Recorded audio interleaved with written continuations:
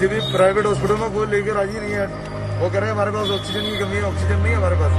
Madam ये देखिए कह तो रहे कर देंगे तो चलने की हालत है इसकी क्या?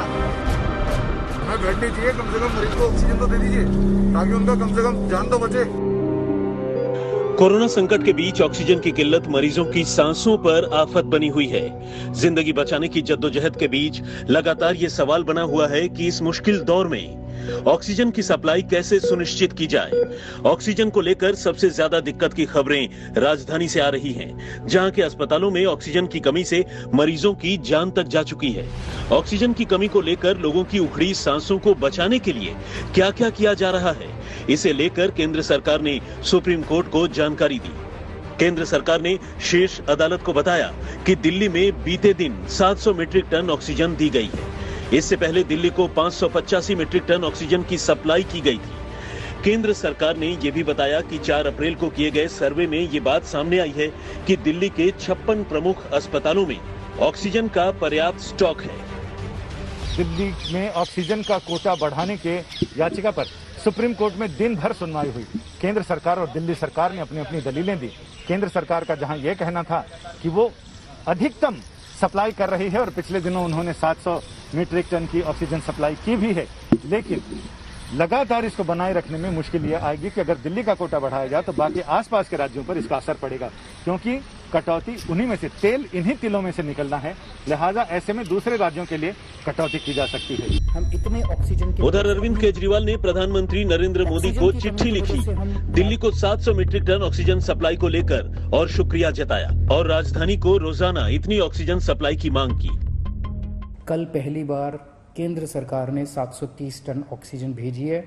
हम तहे दिल से दिल्ली की जनता की तरफ से, उनका मुख्यमंत्री होने के नाते मैं केंद्र सरकार का बहुत बहुत शुक्रिया अदा करता हूं। जब तक ये कोरोना की सेकंड वेव कम नहीं हो जाती, हमें डेली 700 टन ऑक्सीजन की जरूरत है।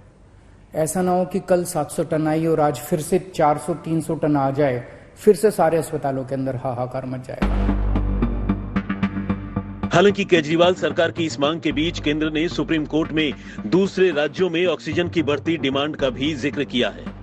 केंद्र ने कहा कि राजस्थान, जम्मू कश्मीर, हिमाचल प्रदेश जैसे राज्य भी ज्यादा सप्लाई की मांग कर रहे हैं। ऐसे में अगर दिल्ली में लगातार 700 मीट्रिक टन ऑक्सीजन की सप्लाई देंगे तो दूसरे राज्यों के हिस्से में कटौती होगी।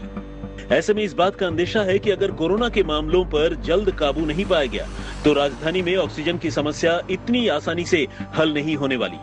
बड़ी बात यह है कि ऑक्सीजन की सप्लाई को लेकर सुनवाई के दौरान सुप्रीम कोर्ट ने कोरोना की तीसरी लहर का भी जिक्र किया और कहा कि अभी महामारी की तीसरी लहर आना बाकी है। ऐसी सूरत में सरकार को पूरे देश में ऑक्सीजन की सप्लाई पर ध्यान देना चाहिए। कोरोना के इस संकट काल में ऑक्सीजन की मांग के बीच सुप्रीम कोर्ट ने बीएमसी मॉडल की तारीफ की थी और दिल्ली सरकार के हेल्थ सेक्रेटरी को बीएमसी के अधिकारियों के अनुभव से सीखने को कहा था। दरअसल बीएमसी ने सबसे पहले सिलेंडर से ऑक्सीजन की होने वाली बर्बादी रोकी। इसके लिए बड़े कोविड केयर सेंटर्स पर ऑक्सीजन सप्लाई सिस्टम को बदला गया। सिलेंडर बेस्ड सिस्टम को पाइप बेस्ड सिस्टम बना दिया गया, जिससे जंबो सिलेंडर के जरिए ज्यादा से ज्यादा मरीजों को ऑक्सीजन सप्लाई की गई। इसके साथ 13,000 किलोलीटर वाली लिक्विड मेडिकल ऑक्सीजन टैंक तैयार किया गया है। अहम बात यह है कि बीएमसी ने यह तैयारी कोरोना की दूसरी लहर आने से काफी पहले जनवरी में ही कर ली थी, जिससे कोरोना के इस दौर में मुंबई ऑक्सीजन को लेकर मारामारी से बचा रहा। अदालतें बार बार सरकार को कारगर एक्शन के साथ ऐसी ही सूझबूझ से काम करने की सलाह दे रही हैं, ताकि महामारी के समय में ऑक्सीजन की कमी से किसी मरीज की जान न जाए।